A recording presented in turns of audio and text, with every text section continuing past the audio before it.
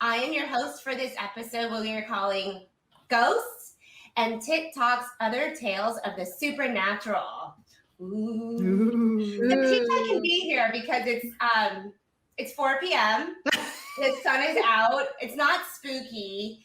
And Tisha, I'm so glad to have you. I hope you stay for the whole thing. Although I brought a comfort item too. I'm hanging on to something to make me feel a little safer. Some people are open to the stories of the supernatural, stories of spirits. Some are not. And some even experience it even if they are not open to it. And that I think is kind of the scary thing, right? Like what? Wait, that happens? Don't tell me that. I'm letting everyone know in all dimensions. I am not open. I am not open to it.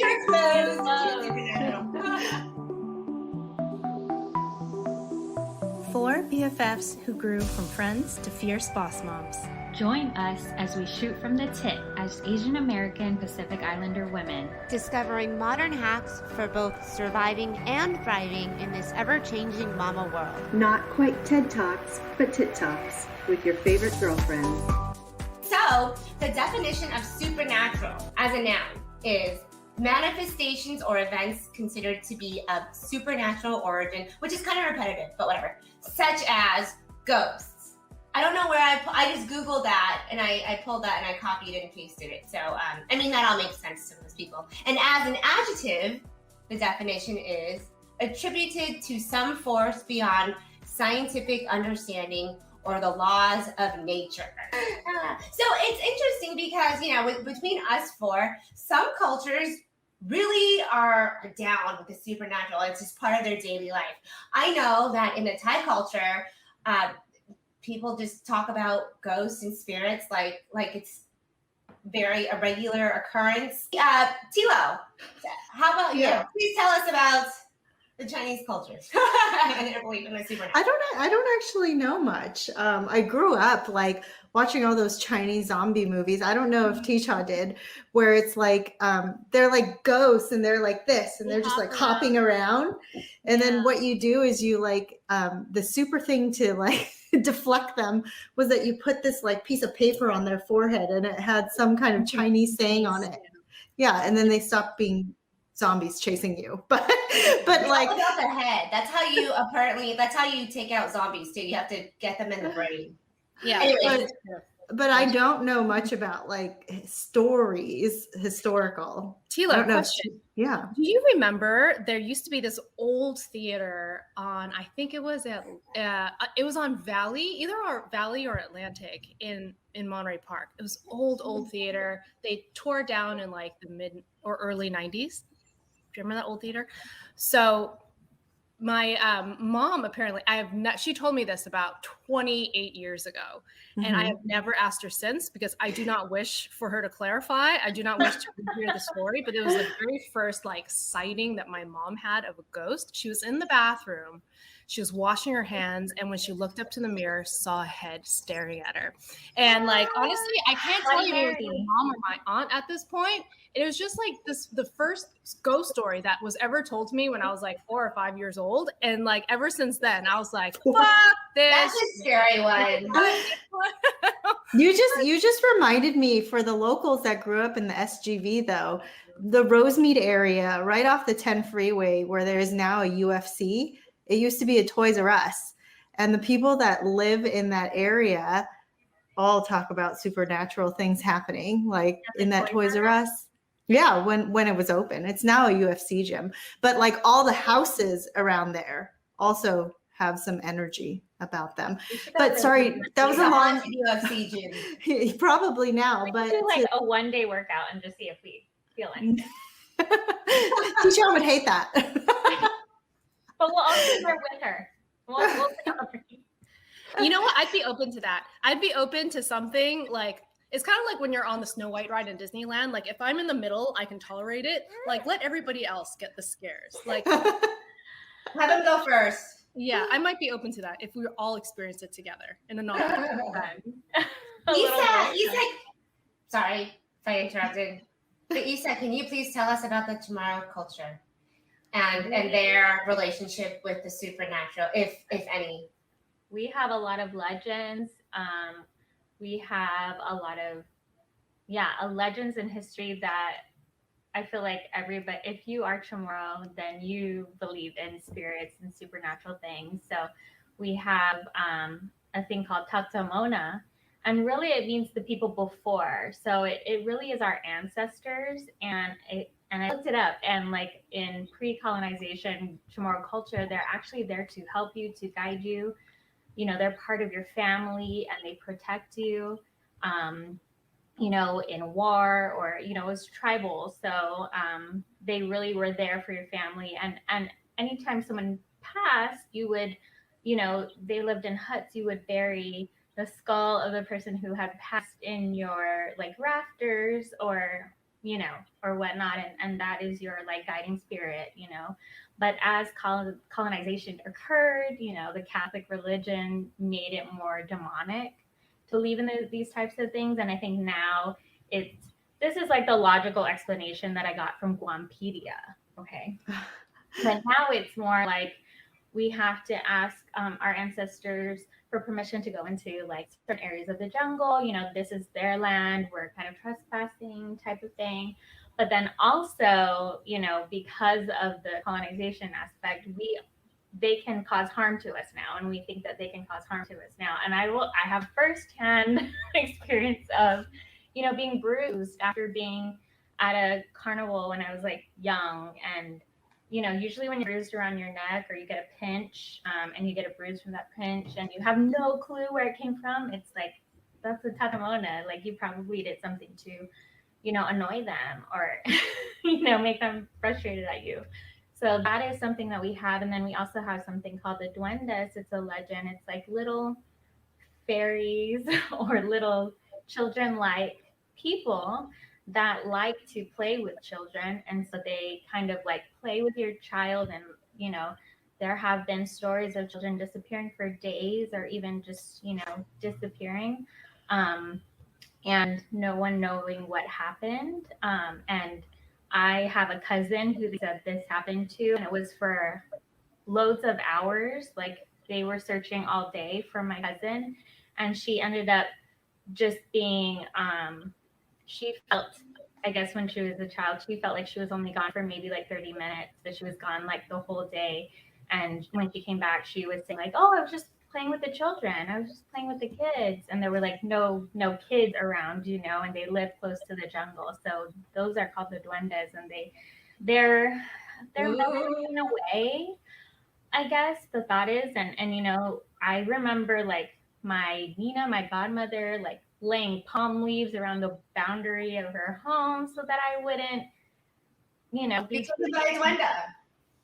Yeah, by duendes. And they actually, there's Mexican duendes too, so it's not like particular to Chamorro culture, so it's probably a colonization thing too. But I looked up some pictures and I didn't want to post them up because he chose. I mean, you can post it. I'm sure. I just Googled it. I don't like it. And Don't do it too fast. They say that when they lure children, they can shrink the children so their parents can't actually see them. They're there, but you can't see them.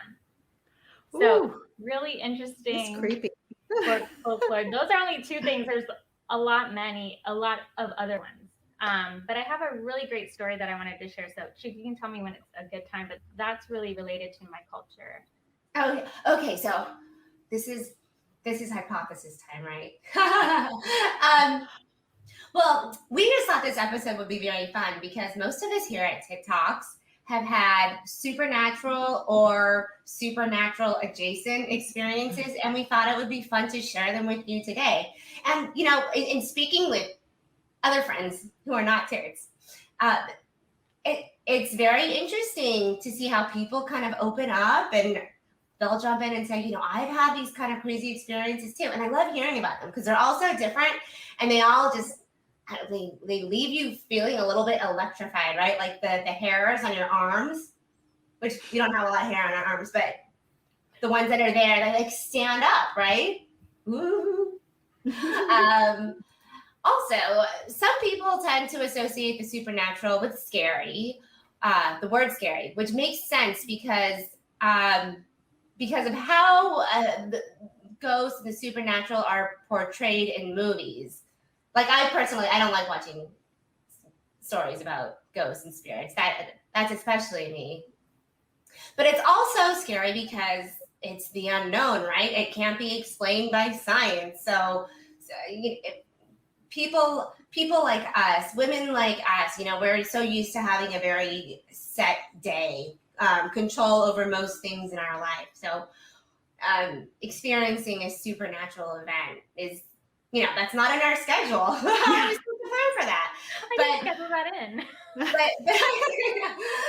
but they're also experiences to embrace, right? So what we want to establish today is that even us as, for the most part, type A professional moms, it's okay to accept that there are forces beyond our control that cannot be explained by science. Let's just embrace it, most of it, right?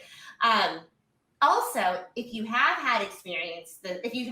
experienced a supernatural occurrence, we don't think you're crazy because we have too. So share with us, please share with us. And also, lastly, we know these events can be a little frightful, but they can also be beautiful. And I think that with the exception of TITT Talks, and maybe one is coming for you, we all have very beautiful stories that are worth sharing, and we'll maybe change the dialogue on ghosts. And how fitting is it that this episode is dropping in October? So put your Halloween shirts on, put your masks on, get your your pumpkin beer, and join us. Also, I want to add, this might be part of the scary part. We recorded this episode months ago, and it was awesome. It was so, in the dark at night, and I have to say, it was so good, but it was so creepy, and so much came out. There's a lot. And when we went to upload the episode, it was gone. It was dun, dun, dun. Gone. And, I have heard about experiences being erased before. So that was kind of interesting. Like, for example, my dad told me when he was a teenager, he and his friends were at the beach. They took a big group picture near this beach rock, and they didn't realize that there was a dead body behind this big rock. They noticed that somebody's feet were sticking out. So they're like, oh, that's kind of crazy. And then they went off, and then when they developed the film, that one picture was all white. So there was no picture. It was just a blank. It was the only picture in that film that was on that camera roll that didn't. Oh, that's creepy. The universe was like, this is not meant to be seen. So we're going to make sure that this episode gets documented, that we can share it. Yes. We are, yeah. We've recorded 40 episodes at least, I think. And this has never happened. It's never happened. It's just one episode happened to be ghost stories, and it was really creepy. I want your stories. You have the creepy stories of the duendes, but people need to know. People need to know about the duendes. So with that, Isa, why don't you go first? But tell us a good one and a bad one, or a bad one and a good one, whatever order you want to go in. Okay. Well, I wish I came prepared with a good one, because I really didn't want anything to happen to this episode, because maybe it disappeared because of me. But no, that's just me joking. It's probably me too. I think I'll talk about my first experience with the supernatural, I guess. I'll make it really quick, like two kind of eerie ones. First, when I was really young, I had a cousin that passed away, and our parents put us all at my aunt's house. Bye, Tina. For this. And, they say, or we believe, that spirits visit, they make their rounds. And so, so we were all playing, and all of a sudden the TV goes on by itself, and the fan starts whirling by itself, and we're looking for the most mischievous cousin we had there, and he was like totally with us, and we're like, hey, it's not you, because that was the first place we would live. So yeah, our parents were like, she's making her rounds. And so that was my first experience with like, you know, that this is real. And then, you know, as an adult, I've definitely had, and I was raised Christian. So, you know, I really was like, I went to a private school and we learned about Revelation. So I don't know if you guys are listeners, some of you are Christian, like it's really scary, you know, demonic things are really scary. And so one time I went to, well, my sister-in-law just bought this house by Painted Caves in Santa Barbara. So like up in like a more rural area, I guess, and definitely on Chumash land, which is, you know, Native American land. And every time I would go to sleep there for the first couple of times, I would see this like ominous pilgrim looking type figure, super large, feeling like he wanted to harm me.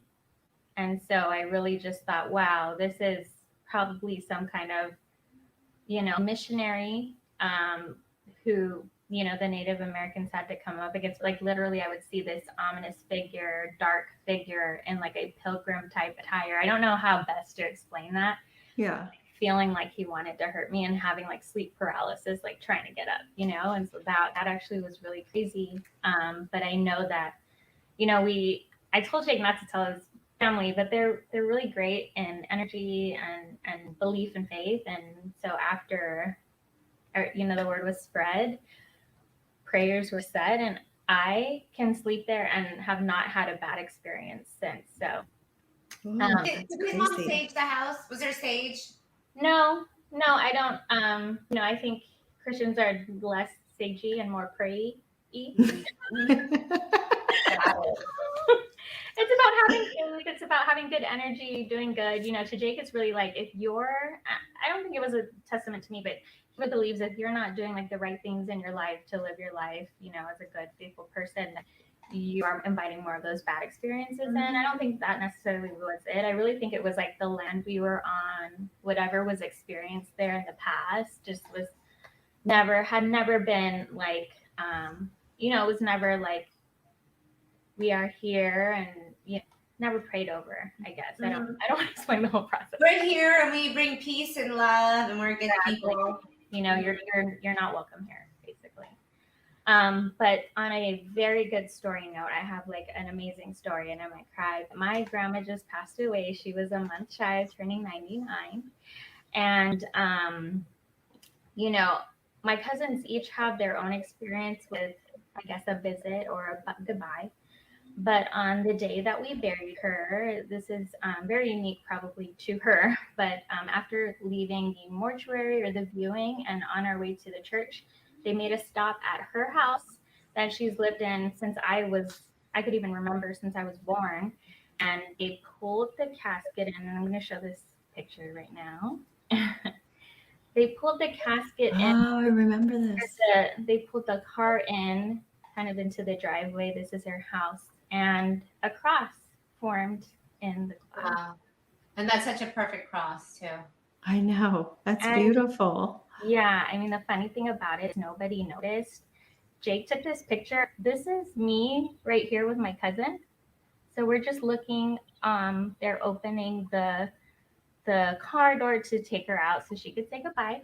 Mm-hmm. And yeah, we didn't notice until later that actually happened and was there. Crazy. So I mean, that was such a blessing. I feel like it's like, you know, I'm okay. Yeah. Everywhere in the sky and around. Yeah. Oh, that's beautiful. I mean, I just think that was so odd. It is a very clear cross, and it's like clouds that came together to make space.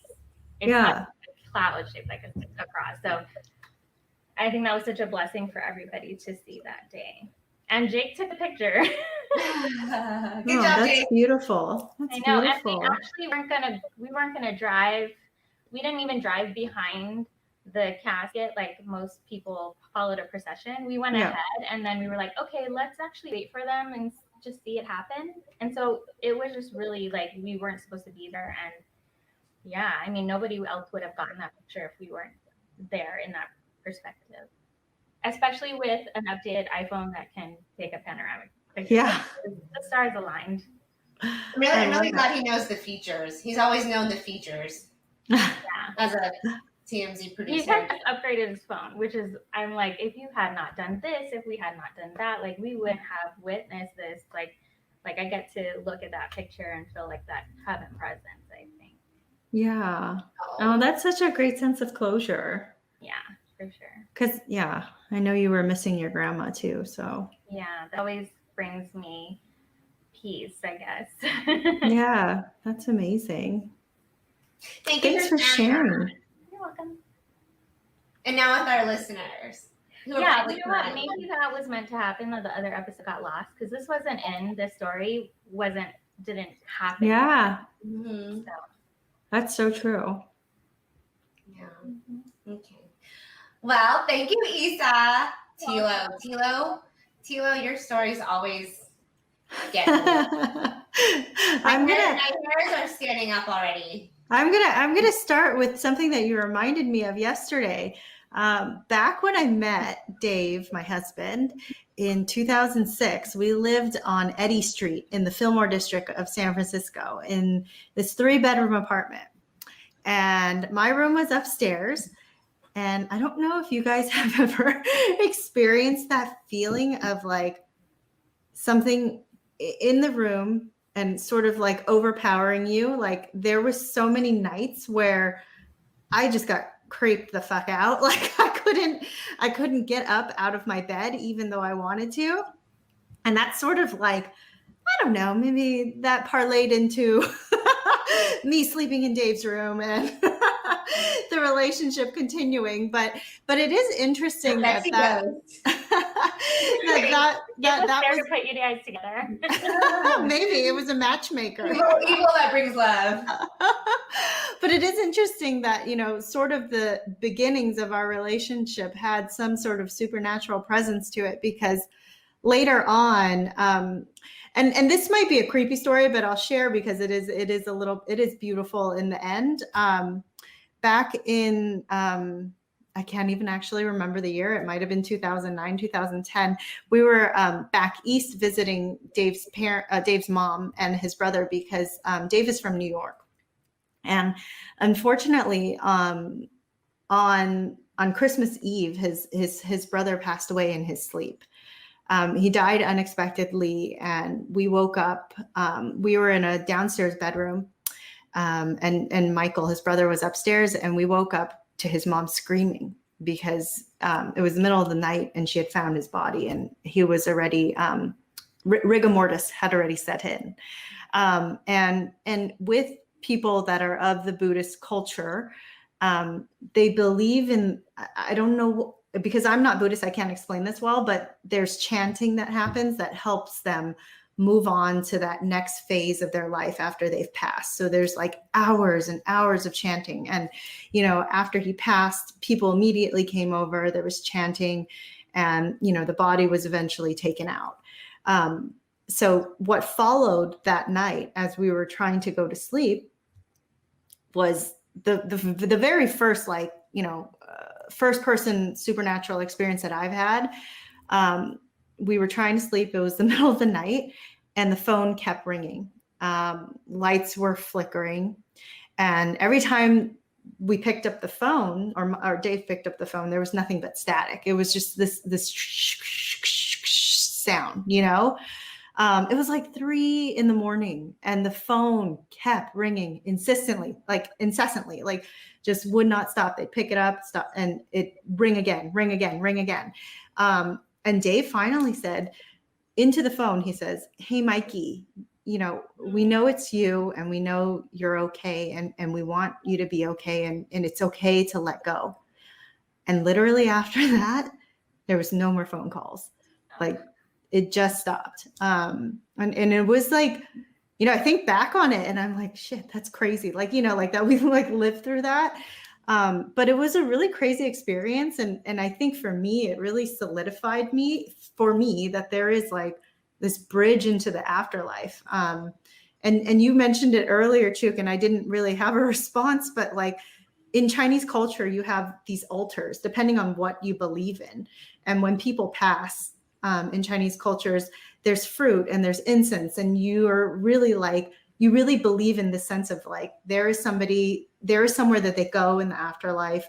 You're giving them fruit, you're giving them something sweet. You can burn things for them in the afterlife, like mahjong, cars, cell phones, whatever you think that they need in their afterlife. I don't think that's necessarily Buddhist, but that is in the Chinese culture. So I think it was, I think a beautiful experience, just because it did help give closure, not only to like Dave, but like also to Mike and his mom, like that they did kind of get that final last connection, because obviously it was really unexpected when he passed. And recently, something that happened this past Christmas, Dave went out to go grocery shopping for us because he wanted to make a Christmas Eve dinner. And he ended up getting T-boned by somebody. And he was okay, because his car is like a tank. The kids were not in the car, which was fabulous. And it was Christmas Eve, the day that Michael passed. And then when he exchanged information with the person that hit him, that woman had Michael's birthday. It was like it's just so creepy, like the coincidence that happened. But I think it was maybe his way of just being like, hey, I'm here, like, nice car. Nice car, bro. Got your dream car, bro. But yeah, I mean, like that was a really beautiful thing.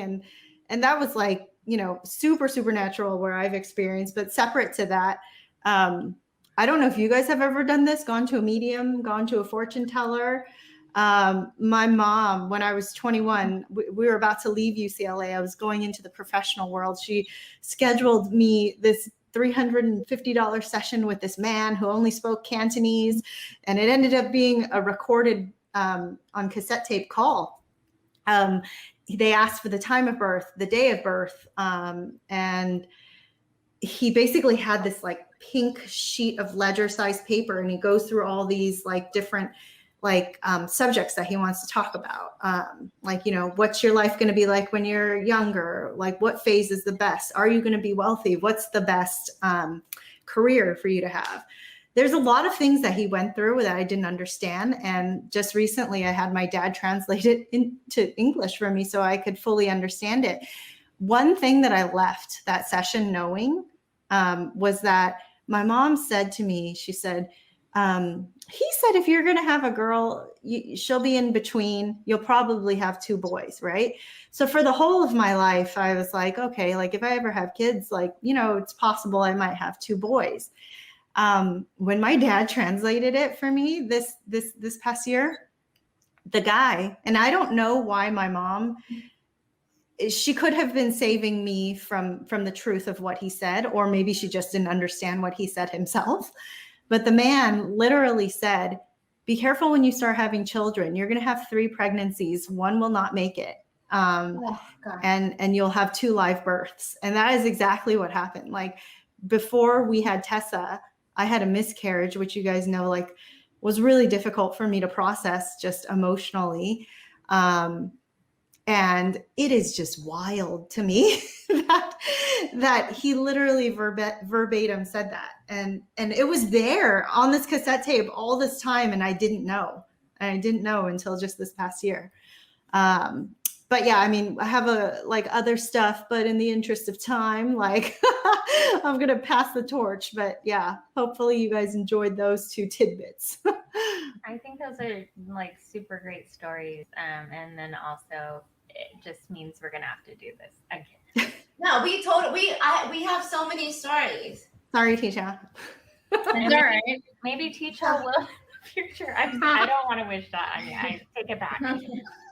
No, I'm open to positive experiences, right? Yeah. I think so. I was gonna do like one of my scary and then one of my lovely ones, but I think I'm gonna do 2 lovely ones because I think I haven't told you guys about one of them, which is kind of related to the big first one that you guys probably know about because I've told you, and you guys have seen the pictures. And Isa, I will get you some pictures. I had no minutes today. I had no free minutes today. It was insane. Growing up as a little girl, I always loved dogs. I don't know how I did that because my mom is like animal averse, but I always had a fascination with dogs. And finally, I was supposed to get a dog when I was 10, and instead of getting a dog, my mom gave me a book called The Ultimate Dog Book. So when I was like, which is It's totally the same thing. as having a dog, right? Did you walk it? That's kind of a stupid thing to do, isn't it? Yeah, I knew about all these different breeds. I could look down the street. That's an Afghan hound. Not that I ever saw one in real life. I have seen one in real life, but like you don't see Afghan hounds like walking down the street. I was so good at like identifying breeds. I knew way too much about like the different breeds. It was, anyways. What a There tease. came a time in my life, I just thought that during law school, this is the right time because I had been Googling rescue dogs at shelters, like I guess how people would online date. I don't know. But you just like look for like cute dogs, and I saw this cute puppy Rottweiler lab mix, and it was Riley. You guys know the story of Riley. He was my first dog. I got him when he was like 1-ish, who knows? And he was just like the best goofy dog. And I just had him for 10 years.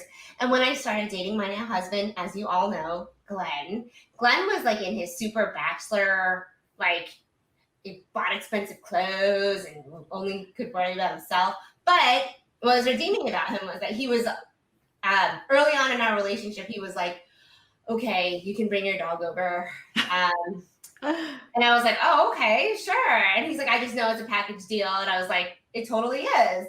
And the first time I brought Riley over to Glenn's apartment, this is when he was like on Santa Monica. Oh, no, in Santa Monica, like on Ocean Boulevard. He always loves to talk about that apartment on Ocean Boulevard in Santa Monica. You always see it in the background of like movie scenes.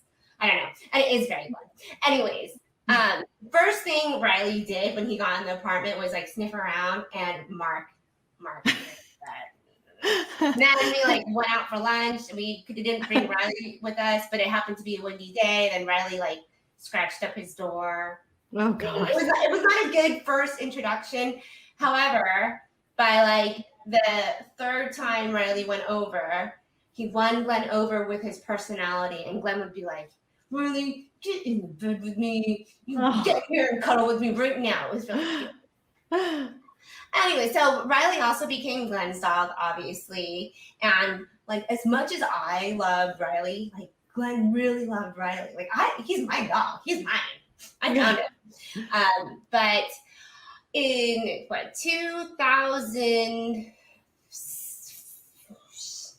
2015. Mm-hmm. 2016. It was 2016. 2016.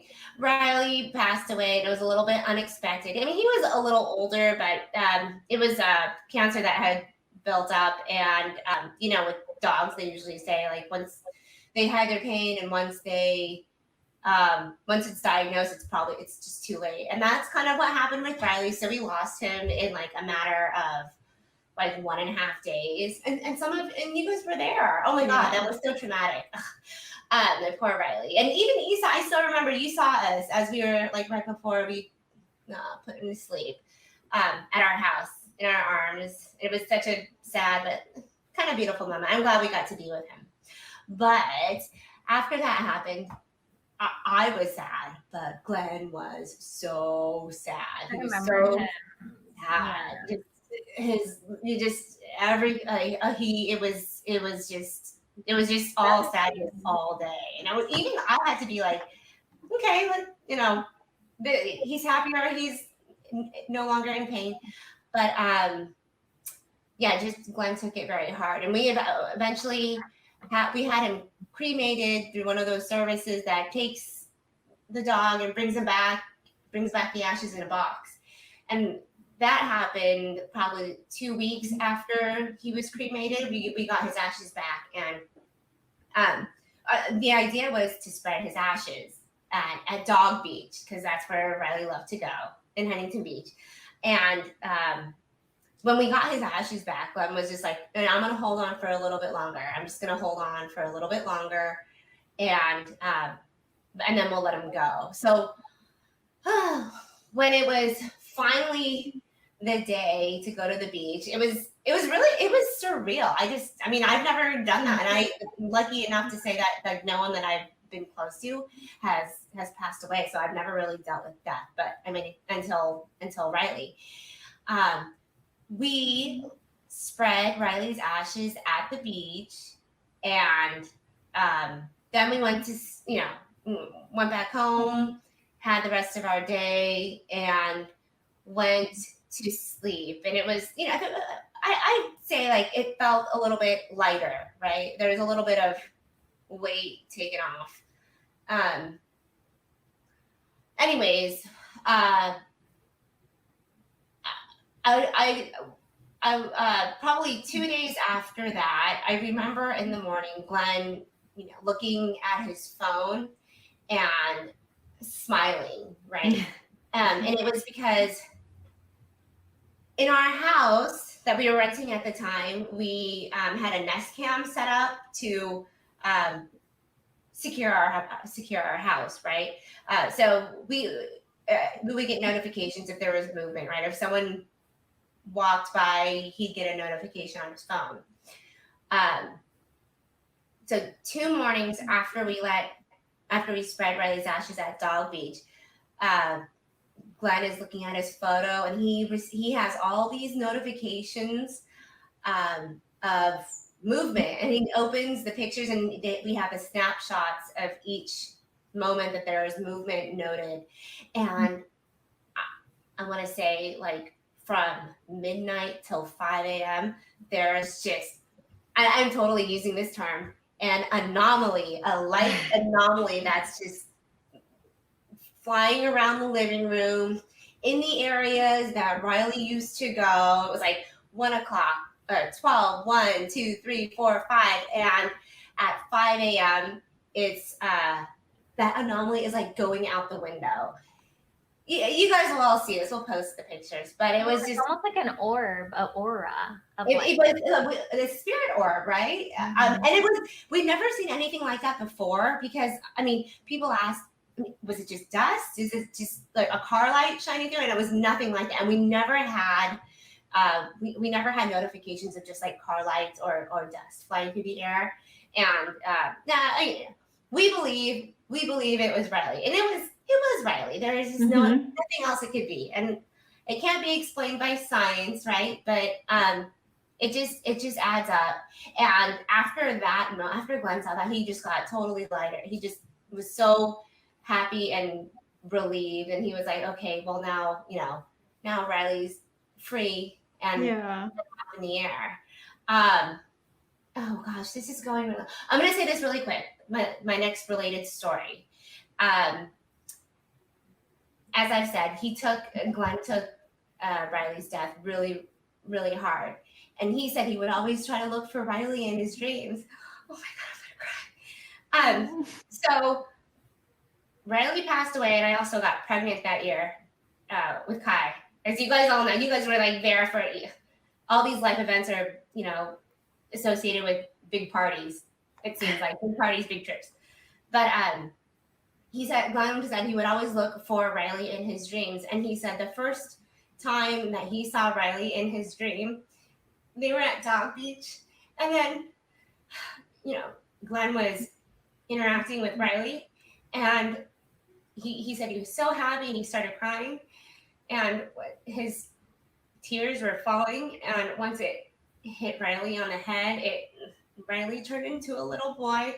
And he was like, that boy was Kai. And he's like, that's how I knew we were going to have a boy when I was pregnant with Kai.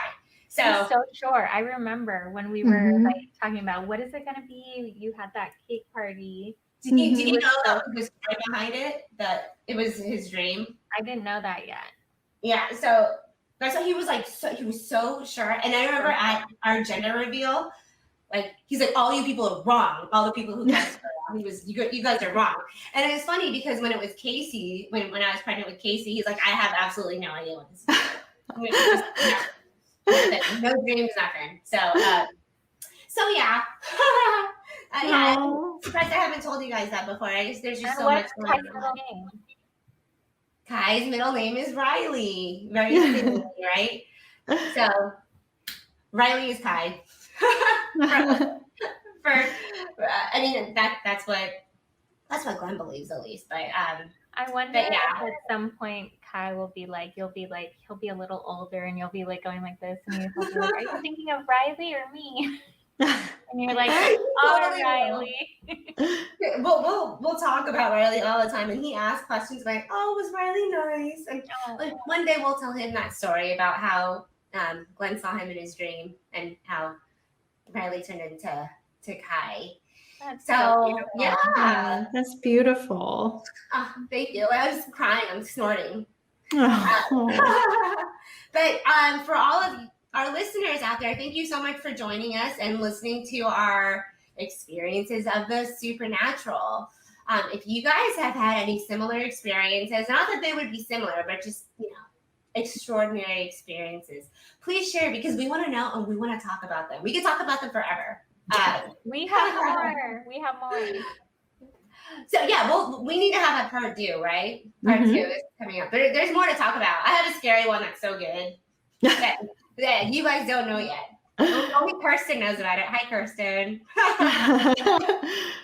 Okay, so we here at TITT Talks aim to reflect and empower women on subjects that matter most to us, even stories of the supernatural, and also have fun.